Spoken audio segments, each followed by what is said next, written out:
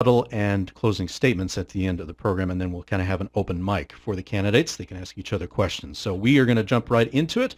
I'm going to get my clock ready. I'm using my iPhone as the timer. So we will begin with Mr. Paul Thompson. Please go ahead and opening statements. Go. Great. Hey, first of all, thank you, Benito, and thank you, Representative Clow, for the opportunity for the debate. And I'll extend my appreciation also to Bill Cawley and to my family who are listening now as well. But listen, I've spent my years as a values voter, and I've always enjoyed research and processing candidates before I vote. And I feel as though I've never wasted a vote ever. And I read party platforms and I look at parties to hold their candidates accountable. And so where I've usually voted Republican, I have voted upon occasion third party.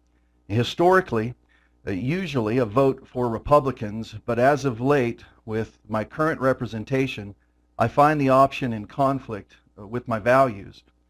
So I am at peace with a bold platform of the Constitution Party, which I'm running on. And I invite the listener today to investigate my website and read the platform of the Constitution Party of Idaho. And you'll find that I more represent the values of your Republican values than does the current representation. And I expect the party to hold its candidates to the platform fidelity even after they're elected. And I want a voter to know that the person that they voted for will represent them at the State House with principled consistency. Hey, if you want a relationship with a small, limited government, then listen closely to what I say today. But if you want a big, overreaching, unlimited government, then keep voting for the current representation. If you value life from fertilization to natural death without exceptions, then elect me on November 3rd. But listen, if you're not bothered by the ongoing slaughtering of babies, not only in this city, but throughout the state, then keep voting for the current representation. Okay, thank you very much. And of course, if I can figure out how to turn it off. There we go. Okay, now we will move on now to Mr. Representative Lance Clow. Begin. Yeah, thank you, Benito, and good morning, everyone. Steve, Mr. Thompson, all the listeners out there, and I too want to thank everyone for the opportunity to be here today. Thank my wife for her support of my candidacy and all my friends that have helped me over the years. I know we will get to know each other better over this next 50 minutes or so. I want people to know a little bit about who I am. I've served the citizens of Twin Falls in many volunteer roles for over 43 years.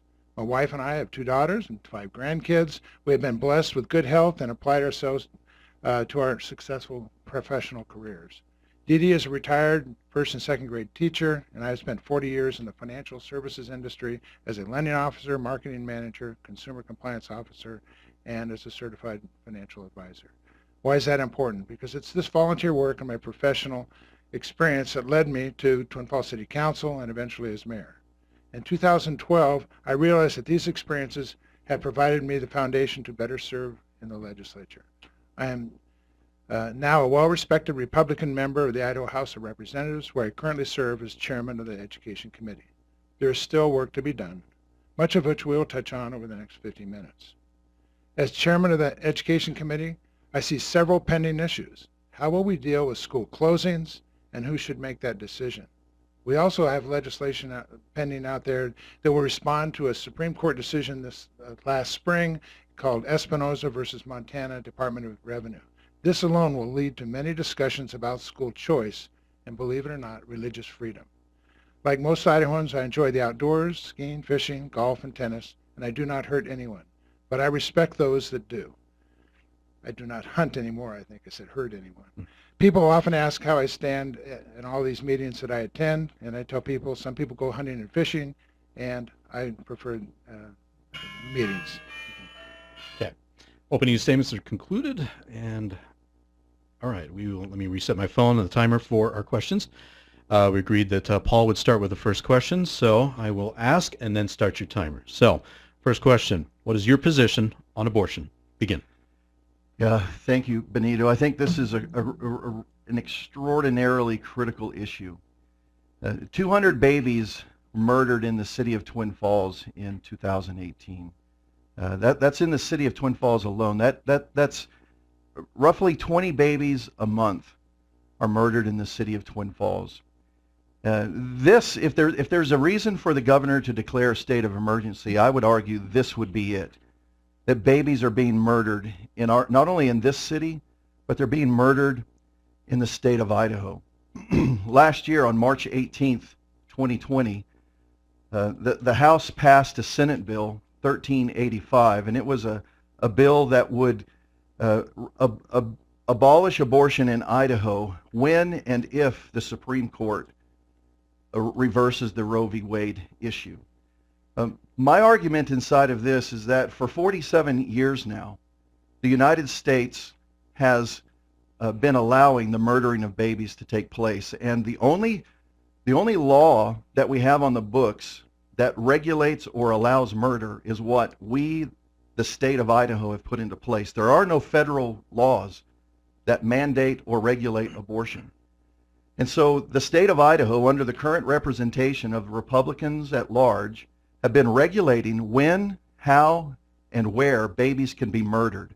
And I'm here to say, on my watch, if the people would elect me, I will never let a moment go by to speak up and defend the life of the child in the womb, without exception. This is an absurd issue that has not been dealt with for 47 years. And if we're to think today that the Supreme Court is going to reverse this situation, and we will put them in position to be the legislators rather than we the people. Okay. Reset the timer. Okay. Mr. Clow, begin. All right. Thank you. This is obviously an important issue for the state, and I know my challenger here has really strong emotional feelings, and I respect all of those feelings and in agreement with most of it. The Idaho State Republican platform has a strong pro-life position. My record in the legislature has gained the endorsement of the Idaho Chooses Life based upon my 100% pro-life voting record on every pro-life bill. Abortion became a legal and popular choice of ending unwanted pregnancies and sex selection when the U.S. Supreme Court ruled in 1973 on the Roe v. Wade. I support to the Idaho's code prior to that decision. Over the past 47 years, it is estimated that over 60 million unborn children have been killed across the country through abortion. I understand the 200 here locally, and that contributes all to this. Conservative states have been working to reduce that number, but they have had minimal impact. I know some would say we should ignore the U.S. Supreme Court, and I think that's what we just heard. Regardless of what we individually believe, if we are to respect the Constitution, it is the ruling of the U.S. Supreme Court and our own Idaho Constitution, which proclaims the U.S. Constitution as the supreme law of the land. State laws that would defy the U.S. Supreme Court would not save one innocent unborn child. They would simply be declared unconstitutional. Idaho has passed many laws over the years, and in my time in the legislature, I have a 100% pro-life voting record. I joined with my Republican counterparts in support of pro-life positions in Trump's nomination of Amy Coney Barrett, and I think that's the best possibility of getting some overturned. I am pro-life, I support the Constitution, and I support the Supreme Court constitutional solution. And with that, thank you very much. Okay. All right. You got a little time left. Let me reset my timer. Next question is on taxes. So what is your position on state income tax and state taxes in general? Mr. Thompson, begin. Yeah, listen, this is a matter that should have been settled long before now. Taxes have always been, and they'll likely continue to be, pieces of great discussion for us. There has obviously been a misunderstanding by current legislature to think that it's somehow appropriate to continue to tax the people from their income. So we have federal issues and we have state issues. Particularly, there's absolutely no reason to have a state income tax, especially as we've just learned from our own governor that we have excess money sitting inside of what's called a rainy day fund. And that fund continues to just mushroom in its size. And so listen, if we move over to property taxes and make a conversation about that as well, Here's another one of those great unfair taxes upon the people. Property taxes, it makes sense in a simple tax platform that you tax a sales transaction. And so property, when property is purchased, there would be a sales tax attached to that, and that makes sense, and it would be an appropriate place for that to be. But just like the Lamb Chop song, that children's song of Lamb Chop, the song that never ends, we sing the same song with property taxes. This is the tax that never ends. It goes on and on, my friends, as the song would further go. Some people started paying it not knowing that it would never end, and they'll continue paying it forever just because this is the tax that never ends. When will the people who have the right to own property have to stop paying rent to the federal government or to the county or to the state for their property? This is one of those things that I want to speak about on the House floor. Thank you. Okay. Reset the timer. Mr. Clow, begin. Yeah. Well, let us begin with property taxes because they are totally out of control, which means they are too high and they're unfair. As a member of the House Republican majority, we will be addressing this, and I expect recommendations this fall, potentially this week. Far and away, it is property taxes that we hear most about. Property taxes are the most transparent and direct tax to a property owner. Property taxes have some limits, but they continue to creep up with the power of compounding. Special tax levies and bonds are on top of the natural 3% creep we see each year. If your property is increasing in value faster than other properties, your taxes are also increasing more rapidly. The state revenues, on the other hand, have been growing at 5 to 7% per year, and they are based primarily upon, as referenced, income taxes and sales taxes. Meanwhile, local governments are not sharing in any of that revenue growth and are relying on property taxes. This is a tax on the value of property, not on an individual's ability to pay it. State taxes, on the other hand, are more based upon one's ability to pay. As referenced in sales taxes, if you're spending money to buy things, then you have the money and the taxes would be appropriately applied. In income taxes, at least you're showing the income that it would come out of. We need to reform our state and local tax system to reduce property taxes and their growth. This can be done. If you understand that state and local taxes in the way that I do, I have worked with both and have supported every tax relief bill, even the repeal of the grocery tax. I am one of the go-to legislators on this topic. We need to reduce local government reliance on property taxes. These taxes on property taxes are basically mandates. We're mandated for the county and the cities to provide public safety, jails, judicial systems, education, local roads, and these are driving taxes to an unsustainable level. I have the knowledge and experience to see the tax relief. Thank you. All right, we'll move on a little bit closer, hone it in local level. So Mr. Thompson, are local option sales taxes needed for Idaho cities? Begin. Yeah, listen, I think this is a valid consideration when it comes to taxes, especially in the sense of when we look at the historic position of where our founders viewed taxes, that they essentially believed that the best place to tax the people is not on their income, and that's thievery, but it really is to tax them on their excise, their fees, their expenses, their sales.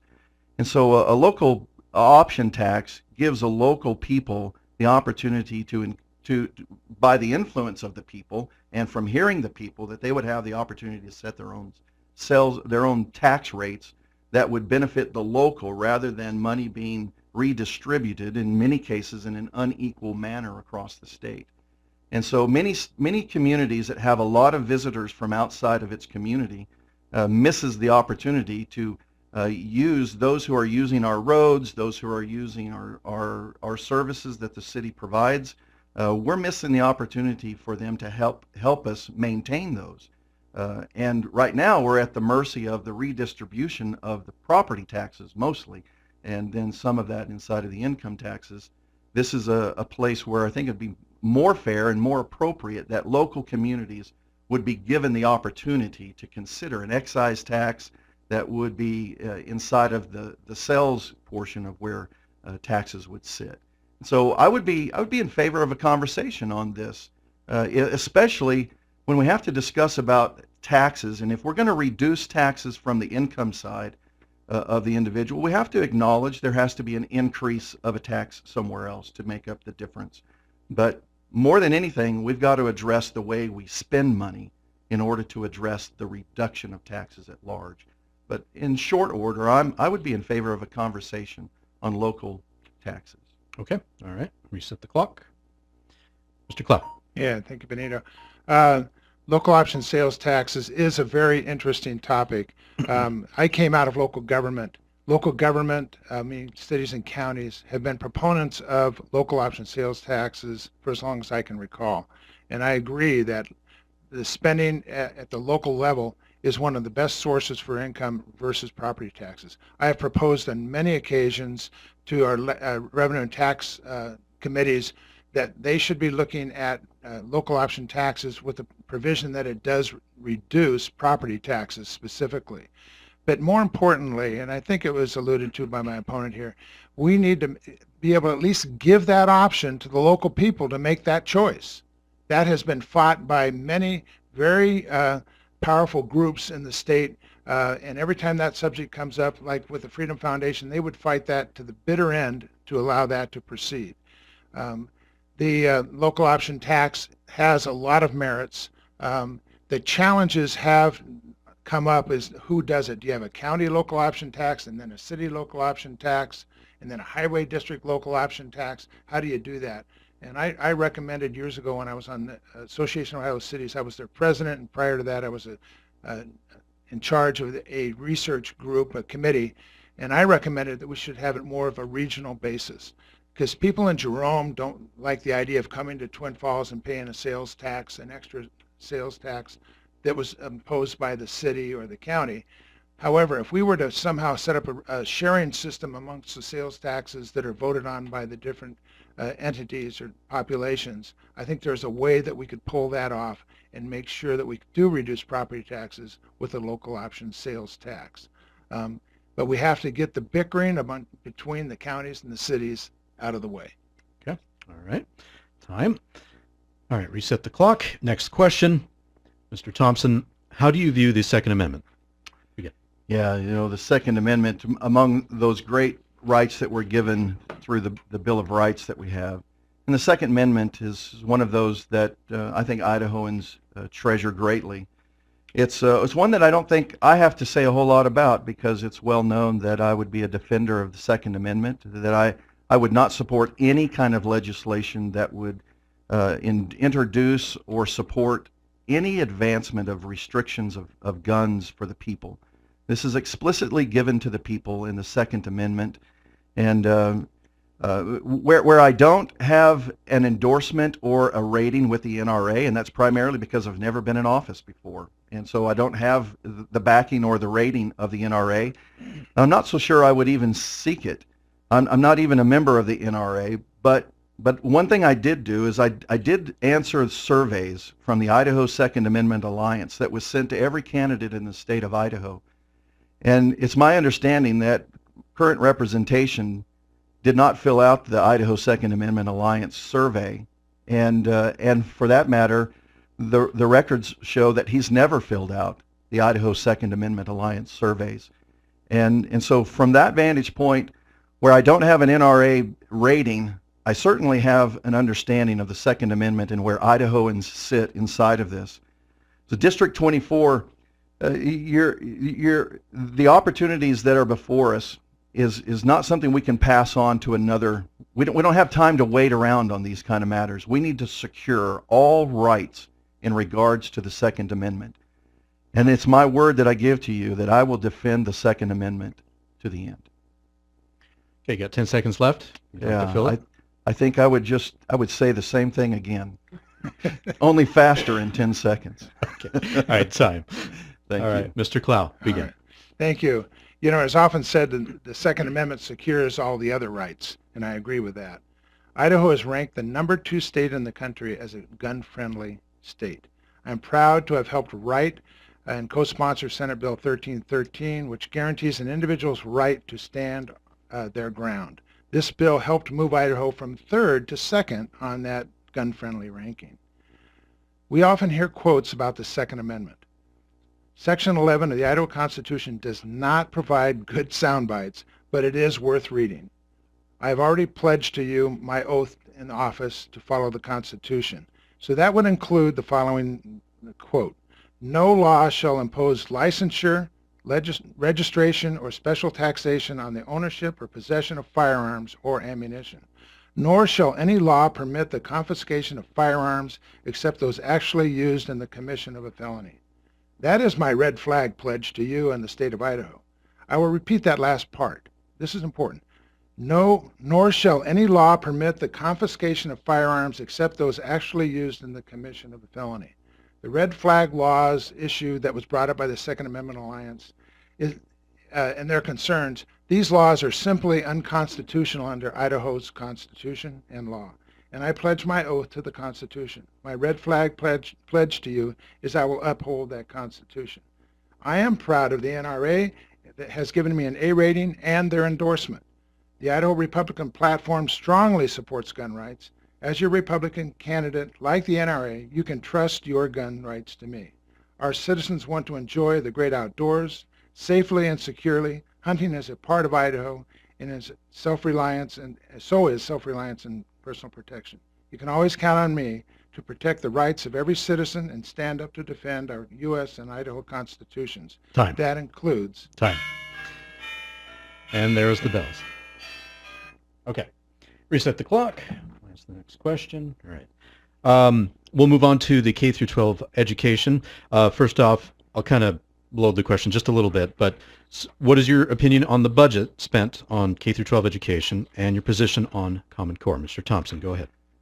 Yeah, thank you. This is a really critical question. You know, the lion's share of the state of Idaho's budget is dedicated to education, so it's giant. I don't argue that it should not have a significant or primary interest to us, because the Idaho Constitution does direct us to provide a common public school for all children, and so it is our responsibility. It's not the federal government's responsibility. It's the responsibility of the state of Idaho. And let's be clear on this. The house is on fire here. Not the neighbor's house. Our house is on fire when it comes to the House of Education, to the schoolhouse. That we have so many issues going on inside of our education. And the current representation sits as the chairman of the Education Committee. And where I appreciate the attention that he gives to many of the matters that cross their plate, it is also of interest that this is not a time to just simply manage the system. The house is on fire. We need buckets and buckets of water to put the house out. It was the House Committee voted last year to repeal Common Core, which actually was against the direction of the chairman of the Education Committee. The Democrats and the chairman of that committee voted to keep Common Core in place in committee. The House did vote to abolish our relationship with Common Core, but I think it's important for us to understand that while the House is on fire and burning, that our current representation is part of the management of keeping Common Core in place in the state of Idaho. I have a lot more I could say on that, but I'm sure I can't get it in 5 seconds. Maybe I'll get it in my final closing moments. Okay, time. Thank you. Mr. Klepp, begin. All right. Thank you very much. The budgets is the first item you mentioned, and I want to point out that Article 9 of the Idaho Constitution says it shall be the duty of the legislature of Idaho to establish and maintain a general, uniform, and thorough system of public, free, common schools, and I will honor that. The budget in Idaho, 50 to 55% is used for K-12 schools alone, and that's of our general fund. It's about $2 billion. And whether or not that's too much or too little, I think that's sometimes up for argument, but it has been growing of lately, and a lot of it has been used to catch up from what the last Great Depression led us to. I want to address something about Common Core. Yes, Common Core was a basis for most of our English language and our math standards. The proposal that came before my committee was a review of the rules that came from the administration. And that year, it was either you accept the rules or you don't. And the problem was that if we rejected the current standards, and it wasn't a vote for Common Core, is if you reject the current standards, you have no standards. And that's what was objectionable to me. I did support the concept of replacing the standards, but I wanted it to be in a systematic and orderly way, and that's what we're on now. We have, as a committee, advanced an interim committee to study this. We have also advanced a letter directly to the State Board of Education, the State Department of Education, to get us out of Common Core. We should see the first drafts of getting us out of Common Core this fall, but it will bring us new standards rather than operating without any standards. I don't know of any state that's just outright rejected and left them stranded without standards. Okay, time. All right, we'll move on. We'll continue on the education swing, Mr. Thompson. So is the money being spent on higher education being spent well? Begin. Yeah, that's a great question as well. And I'll say here that if our K through 12 education house is on fire, then the higher education is burnt to the ground already, morally bankrupt in many cases, and the expense of higher education just continues to escalate. And all of this largely being driven by a pretense of an idea that every person in Idaho needs a higher education. In other words, through the state-funded higher education system, rather than realizing and acknowledging that there are other paths for people to get to a satisfying career and careers that provide life-sustaining income. And not every child needs to be forced or thought to be forced that higher education is the next path for him. We need welders today. We need farmers today. We need moms to raise children today.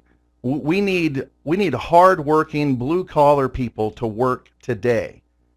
And listen, if we continue to think that the only successful path is higher education, and at that, a system that continues to increase its financial needs, it's an inertia that never stops. It's just like property tax. We could sing the same song with property tax. This never ends.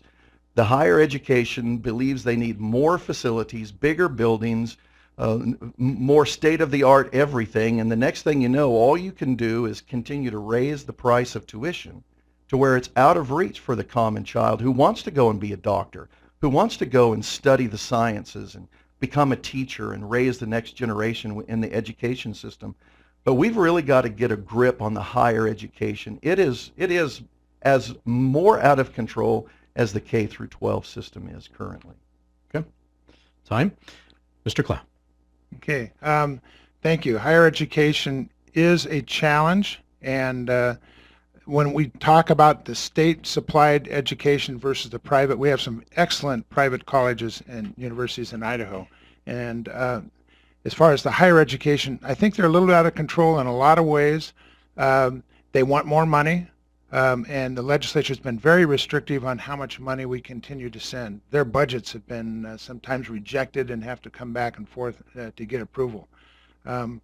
I want to focus a little bit on the local community college. A lot of the things that are talked about, the welding and the career technical education, a lot of that is actually handled at the community college level. CSI is probably one of the strongest community colleges in the state and provides a lot of those types of experiences.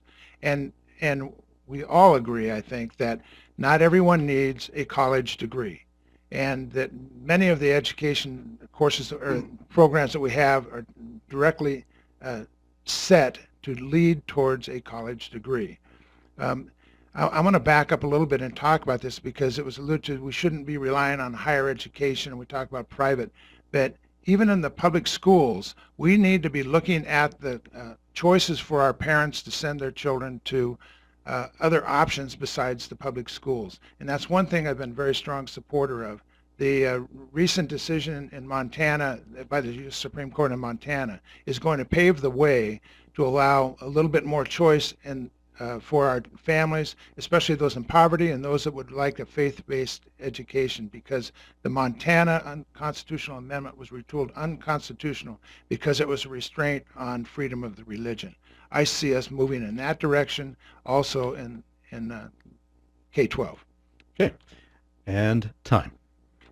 So we'll move on. I think you're kind of heading in that direction, but the next question, Mr. Thompson, should Idahoans be given school vouchers for education? Again. Yeah, I appreciate that question as well. And you know, the whole position on how do we fund education and how do we encourage parents who want to send their children to an alternative education system that's not part of the public school system, that is paid for by the property taxes and the taxes that are given, that everyone who, whether they send their son or their daughter to the public school, are paying the taxes for that. And so I do believe that there ought to be some kind of a way to relieve the expense upon the household that wants to educate their child in an alternative manner, whether it be private school, and that private school being either religious or just industrial private, or want to homeschool their child and the expenses to do that. Just as we're taking tax money away from the common citizen to pay for what we want to do for a good education for our children, but is there a way that we can reduce the burden on those who are wanting to educate their children in a more in a manner that's more direct and more personal for them? And I would support a position that would allow that would give a pathway for them to use their funds to support their local, either to reduce the price of their private school, or to supplement, or that they would pay for themselves. They're not going to supplement their homeschool. They're paying that for themselves.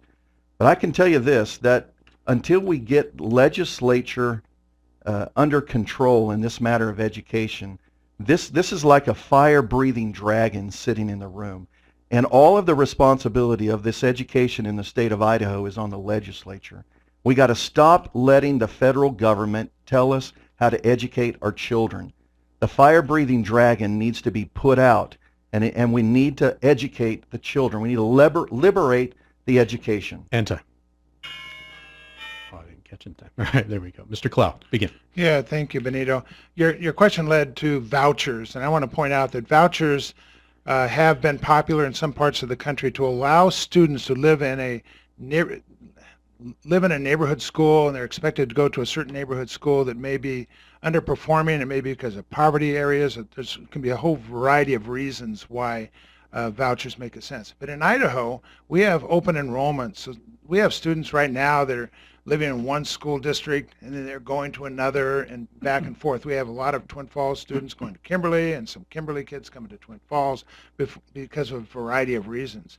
The voucher program by itself, that definition, is probably not needed in Idaho. However, I was the first education chairman to allow the introduction of an education savings account, and that's where the state would put funds into a special account that could be used for students' education at the parents' direction. It has to be used specifically in approved education areas, but it would allow it to be used in private schools. And if you have a special education student and you would like to be able to keep your student home but get some of these services yourself, you can use the money for some of that.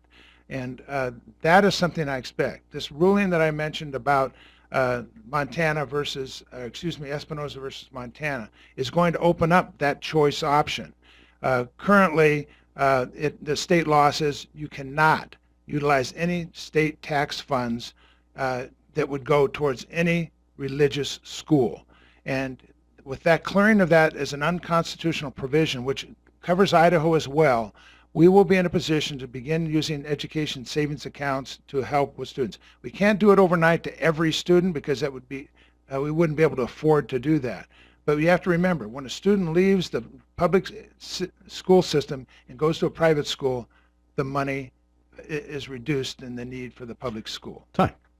Okay, we'll move on to the next question, kind of back to city government. So Mr. Thompson, what is your position on urban renewal agencies used by cities? Again. Yeah, you know, there's no mistaking here that this is a place that I've got to get some more education on and some better understanding in.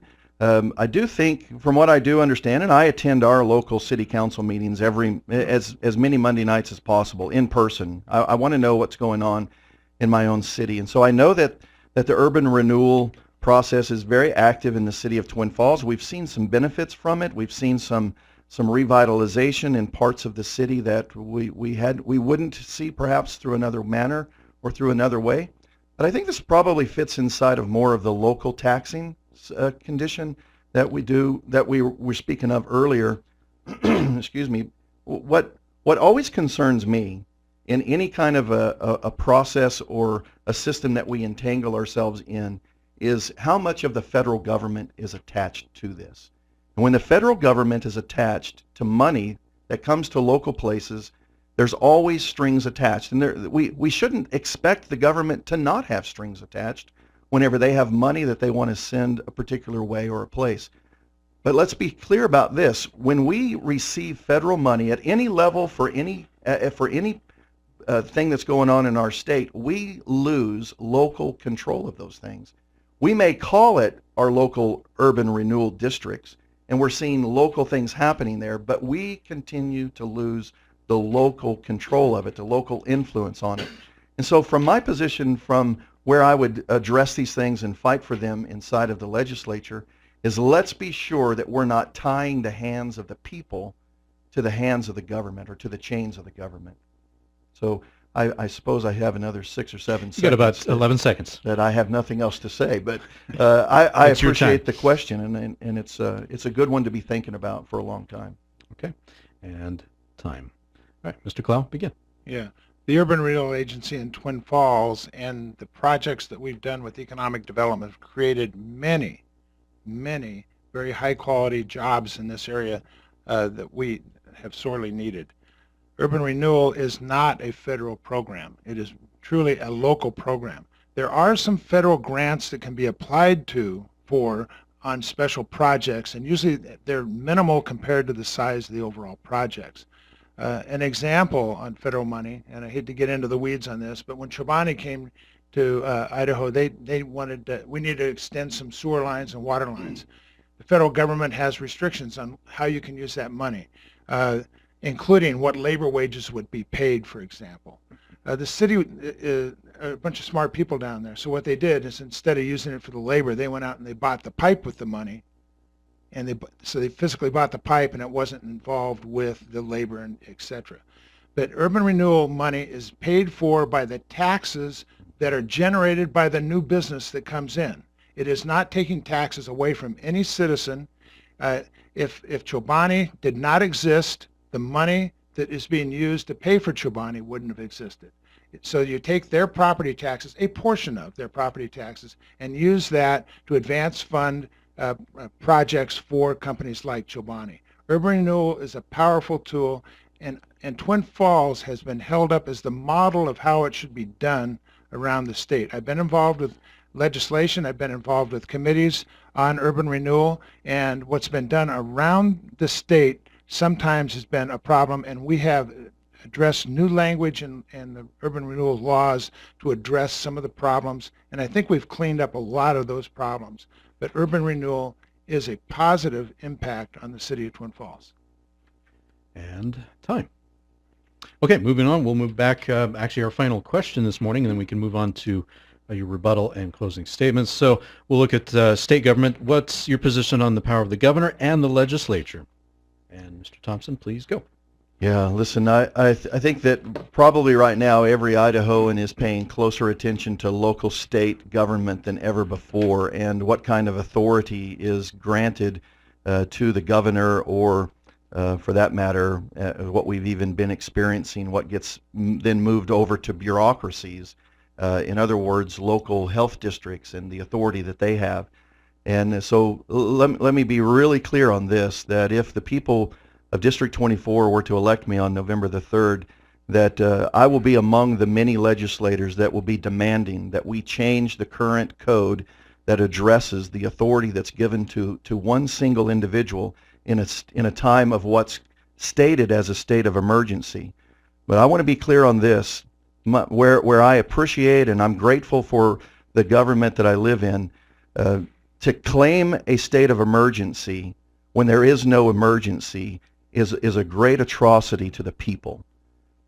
It's not to say that the current virus that we're experiencing, and we're seeing the spikes of new numbers showing up in our own region here, It's not to say that I deny that it's not a real virus and it's a real issue, but it's really clear to this common citizen, this tax-paying citizen, it's clear to me, who's not inside of the current legislature, is not a part of the government, it's clear to me that the only reason to declare a state of emergency for this issue is because there's money that's promised that comes alongside of it. And I want to say again to the people of District 24 that when the government comes promising money and there's requirements that you have to do to get that money, then you are being tied to the post and you're being held captive by a tyrannical government. And I'm saying I want the people of Idaho to know that no single person should ever have that kind of control. And time. Mr. Clow, begin. Yeah, thank you. Well, I believe the governor acted in the best interest of our citizens. They are exhausted right now. It is past the time for the legislature to either end the emergency or redefine the policies under which we live. Between the federal and the Idaho constitutions, including the laws that we live under, the governor has performed within the law. However, it is time for us to act. I expect that my Republican colleagues will join me to review the emergency provisions of the law to establish well-defined limits on emergency powers. This is the first time these codes have been used that were given to the governor by the legislature. We're going to have to be addressing those. We also need the ability to call ourselves back into session. We discovered that this summer, that there's no way the legislature can call us back into session to readdress all the laws. We had a special session that was called by the governor, and he put the agenda out there. In his agenda, he did not even include education items as part of the emergency. Not even education. 300,000 students and all the teachers and all the parents that are dealing with the state of emergency, that was not considered an issue that the legislature should deal with. For that reason, and many others, I want to make sure everyone knows that I voted to end the state of emergency. You need to hear, I voted to end that state of emergency. Now, as far as the federal monies,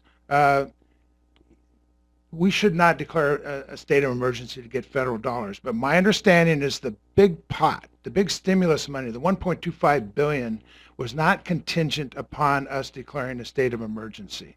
But I also understand that at the time that the governor declared that, there probably was kind of an emergency feeling going on. But to extend it as much as we have, that is where we have a problem. We need to end the emergency. And time. Okay, thank you, gentlemen. Let me reset the clock and not turn off the microphone.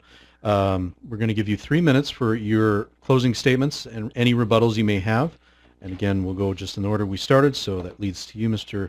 Thompson. I will set the clock, and please begin.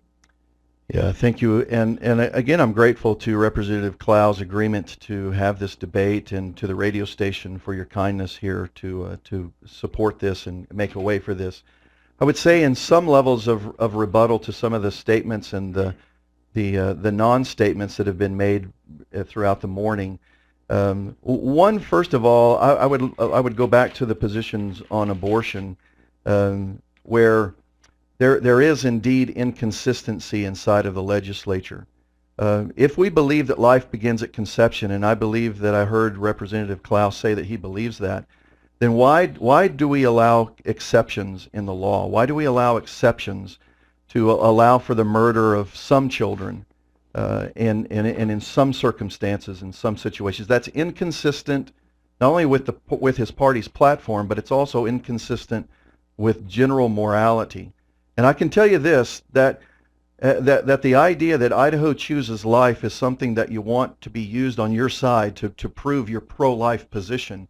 Idaho Chooses Life has actively opposed the abolishment of abortion in the state of Idaho. That is no abortion, that is no A+ rating from anyone who wants to see abortion abolished in the state of Idaho. Idaho Chooses Life, David Ripley himself, I've had conversations with him, and his standing in the way of abolishing abortion in the state of Idaho, every Idahoan ought to know, not only do we need to defund Planned Parenthood, but we need to defund Idaho Chooses Life. They're not doing anything to advance. All we're doing right now is regulating abortion. Let's definitely understand this. We want to keep claim to our liberty. The state of Idaho is indeed a great place to live. I mean, look around. Everywhere you look, people are wanting to move here. I'm running for Idaho House of District 24 as a Constitution Party candidate of Idaho. Well, some will argue that third-party votes waters down the conservative stronghold. Hey, listen, I say to you today that's a wrong and a misleading direction that many Republicans want to convince you of. It's C.S. Lewis who says, hey, when the whole world is running toward a cliff, he who's running in the opposite direction appears to have lost his mind. Hey, we've heard the historic warnings of our founding fathers of this blessed land. It's Adam White who says in his essay published in The Atlantic on February 4th, 2020, entitled A Republic If You Can Keep It. He says that a government set up by James Madison and other founders requires a virtuous people and virtuous leaders, or the whole system fails. And time. All right, clear the clock. 3 minutes. Mr. Clow. Yeah, well, thank you again for having us here today and the opportunity to share these thoughts. And I have my closing remarks, but I have to start out with shame on you for saying that about Idaho Chooses Life. They've been the leading cause for pro-life issues in this state, and David Ripley has been that head. I do not have a close relationship with David Ripley, but every time these issues come up, everybody in the legislature, the most pro-life people in that legislature say, you need to talk with David Ripley. You need to and talk yet with we that. continue. No. It's his time. Go ahead, Yeah, Mr. Clow. I know this is a passion for you, but that is unfair. And you say to defund it with what? They're private funds. You know, you want to defund your church? You know, that's private funds too. So that is troublesome to me that you would attack somebody like that that's not here to defend themselves. But anyway, I want to say that my strengths are listening, and I think I just showed that. I was listening to what was said, and it's thrown me off my direction that I wanted to go here.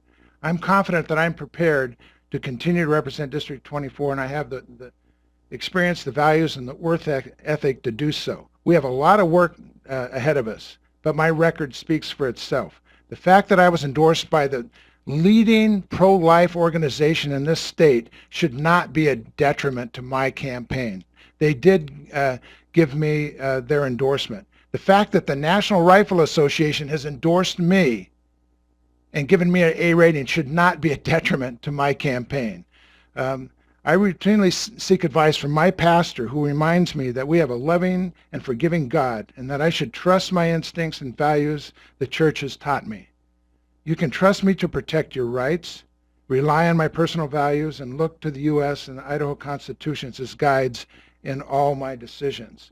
And with that, I want to go back and mention the legislation that was recently talked about is alluded to that no abortions, no exceptions. And that was what set off a discussion with my opponent and myself in my office this last year on some legislation he was proposing. I said, no exceptions. Does that include the termination of an ectopic pregnancy and he said, yes, it does. Now he's telling me otherwise, but I want to say to you right now that the law itself said that if a woman had a tubal pregnancy, that law would have required the sacrifice or the health of that woman to be sacrificed in order to save both the mother and the child. However, if there is no viable chance to save the child, a woman should be able, and their doctor, make the health decision to save that woman. And that by itself is reason enough to say that law was flawed. Okay, 3 and time. Gentlemen, thank you. I do appreciate it. So we do have some time left, and Bill and I have discussed of a kind of unique way to end this on the mic to both of you. To have a civil discussion, you guys can ask each other questions on whatever topic, but we ask that you be civil. So we will give you that time now. The mic is open and yours. I will not interrupt it whatsoever. Yeah, I would like to just first of all acknowledge that I do not hold that tubal pregnancies is in any way related to what's happening at Planned Parenthood in Twin Falls, Idaho. You don't go to Planned Parenthood to deal with a triage situation. You go to the hospital, and doctors know how to I'm treat going to that interrupt situation. here. Okay, that's what you said. That is true, what he just said. However, the bill that he was proposing that I sponsor... And this is not true, what he's about to say. It is true, because You asked me to sponsor that bill, and I told you I couldn't go so far as to risk the life of a woman in a tubal pregnancy, and you said that there are no exceptions. It's written in the bill. The Abolish Abortion Act of Idaho clearly stipulates, and this would be in our conversation that we had in your office there at the State House, the exceptions that Representative Clow wants to ensure that we continue to have are the exceptions for children that are conceived in rape or incest. That's inconceivable if life begins at conception to make exceptions for children that were conceived, yes, in situations that were difficult and complex, but nonetheless real bona fide life. So let's talk about rape and incest for a moment. The reason that I have felt that that might be necessary in any law is because I'm not sure we could ever get a bill passed that didn't include that. I don't necessarily, what I have said is that we should go back to the pre-Roe v. Wade laws, which did include the life of the woman. That prior to Roe v. Wade, and that's what triggered all of these discussions, the life of the woman, the health of the woman was protected in Idaho law. Rape and incest were blank. But I do believe from hearing people that that is an important issue, that those victims and their parents and or the victims themselves should have a choice. Under today's law, they do have that choice. But what I'm saying here is what I want to do is go back to what the laws were prior to Roe v. Wade, and that would protect the life of a woman. And the bill very specifically says, in the leading comment says, no abortions, no exceptions. And then when you read the law, it talks about any termination of a pregnancy inside or outside of a woman. So this is just clearly a misunderstanding of the science, because ectopic pregnancies are not considered abortions. They may technically be used at the hospital with the term because it's a natural abortion. The child has died in the wrong place. And so an abortion, an extraction of the child has to take place, but you're not ending the life to remove the child. I don't know if we have enough time to address the rainy day funds, but I'd like to know if Representative Clow knows where Idaho rainy day funds are invested. I'll let you answer, Mr. Cloud. Well, they're not invested well. They're not invested in Idaho. Well, the treasurer, Julie Ellsworth, makes those investment choices, and it's set up by code, and they're a very low rate investment. Yeah, they're invested in Tennessee, by the way. The stabilization fund. But they're earning nominal amounts, and last year we attempted to try and increase the rates and change some of those policies, and we weren't successful. We wanted to do that and use that extra revenues to help with the roads, and that didn't shame get on through. the legislature that would leave our money in Okay. out-of-state I will take the mic banks. back. I hate to cut anybody off. We have 30 seconds left. I do want to thank you both for coming in and doing this today.